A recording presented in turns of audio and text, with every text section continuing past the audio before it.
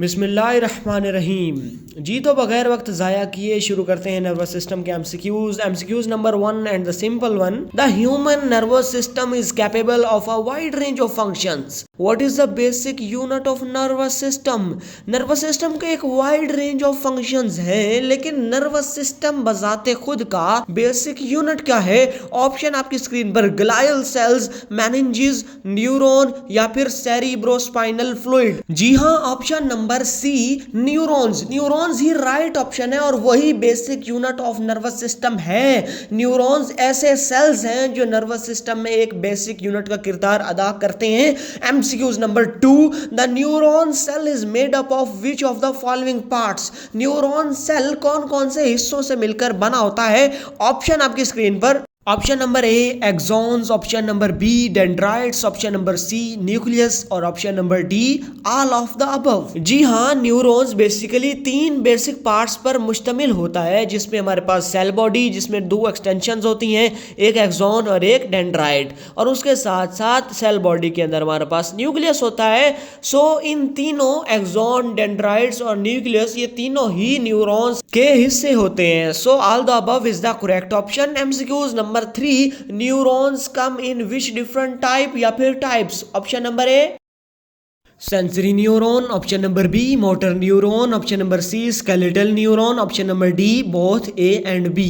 So option number D both A and B वाला option सही होगा, क्योंकि सेंसरी और मोटर 2 न्यूरॉन्स की इकसाम है, बल्कि फंक्शन की बुनियाद पर तो न्यूरॉन्स की मेजरली 3 इकसाम है, सेंसरी, मोटर और इंटर न्यूरॉन्स। और इंटर न्यूरॉन्स सेंसरी और मोटर दोनों न्यूरॉन्स के दरमियान पाए जाते हैं। और अगर इस एमसीक्यूज की बात करें तो सेंसरी और मोटर दोनों ही न्यूरॉन्स की इकसाम में से इकसाम है। सो ऑप्शन नंबर डी यानी both A and B are the correct options. MCQs number 4 पर जाते हैं। How do neurons communicate with one and other?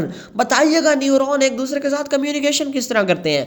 Option number A electrically, option number B chemically, option number C through weak radio wave like impulses, option number D both A and B.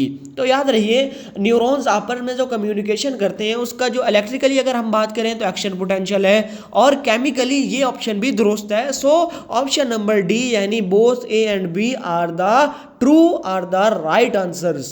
MCQs number 5, which is a common neuro transmitter? बताइएगा, option आपके पास है acetyl choline, GABA, serotonin या फिर all the above. Basically जो option number A है acetyl Colin, ये एक एक्साइटेटरी न्यूरोट्रांसमीटर है जो कि सेल्स को एक्साइट करता है, यानी सेल्स को मोर एक्साइटेबल बनाता है। जबकि अगर हम बात करें गैबा, जो कि शॉर्ट फॉर्म है गैमा अमाइनो ब्यूटायरिक एसिड की, ये एक इनहिबिटरी ट्रांसमीटर है, और यानी इसका मतलब यह है कि सेल्स को लेस एक्साइटेबल बनाता है और ब्रेन को मेंटेन करता है मसल कंट्रोल में। सेरोटोनिन की बात करें तो सेरोटोनिन भी एक इनहिबिटरी ट्रांसमीटर है। सो तीनों ही न्यूरोट्रांसमीटर्स हैं। So option number D all the above is the correct option. आप भी कह रहे होंगे कि लास्ट तीनों ऑप्शन से आखिरी ऑप्शन ही सही हो रहा है, लेकिन ऊपर वाले सारे ही सही हैं। So the correct and the true option is the option number D all the above. MCQs number 6, which of the following is a genetic disease that causes neurons in the brain to waste away and die? बताइएगा ऐसी कौन सी disease है और वो genetic भी है जो कि ब्रेन के अंदर न्यूरॉन्स को वेस्ट अवे करती है एंड डाई? बताइएगा। Option number A multiple sclerosis, option number B polio, option number C Huntington disease, जबकि ऑप्शन नंबर डी है एनसीफेलाइटिस। जी बताइएगा कौन सी ऐसी जेनेटिक डिजीज है? Option number C. जी हाँ, option number C Huntington disease ही राइट ऑप्शन है, और यही हंटिंगटन डिजीज ही एक ऐसी डिजीज है जो कि genetically program degeneration of brain neurons करवाती है सर्टेन एरियाज ऑफ ब्रेन में। ये क्या करवाती है? Programmed degeneration of brain neurons. Brain के अंदर जो सेल्स है न्यूरॉन्स, उनकी प्रोग्राम्ड डिजेनरेशन करवाती है। MCQs number 7, which of the following structure at a synapse has the neurotransmitter? किसी भी साइनैप्स पे वो कौन सा स्ट्रक्चर है जिसके पास न्यूरोट्रांसमीटर्स होते हैं? बताइएगा जी। Schwann cells, synaptic cleft, synaptic knobs या फिर साइनेप्टिक वेसिकल्स? जी हाँ, साइनेप्टिक वेसिकल्स ही वो होते हैं साइनैप्स के पास मौजूद स्ट्रक्चर जिनके पास न्यूरोट्रांसमीटर होता है। जी हाँ, option number D synaptic vesicles vesicles are the true option. MCQs number 8. As a stimulant of the central nervous system, central nervous system के stimulant के तौर पर cocaine interferes with the uptake of dash at synapses. cocaine किसकी uptake के साथ interfere करता है synapses पर? Option number A epinephrine, option number B dopamine, option number C acetylcholine, option number D oxygen. जी बताइएगा जी।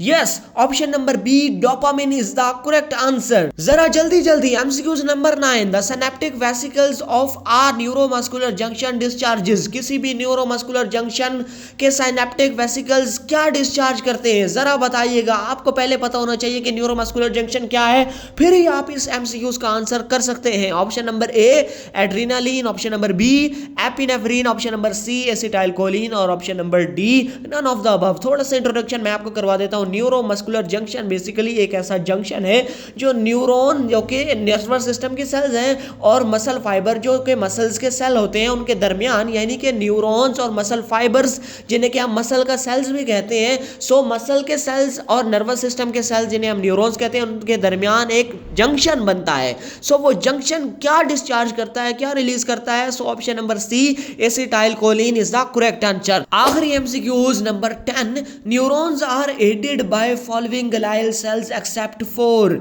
बताइएगा जी। Option number A ependymal, option number B lymphocytes, option number C oligodendrocytes और option number D astrocytes. Yes, option number B lymphocytes ही वो option है जो कि एक्सेप्शन है, बाकी सारे ही एड करते हैं। So option number B lymphocyte is the correct answer.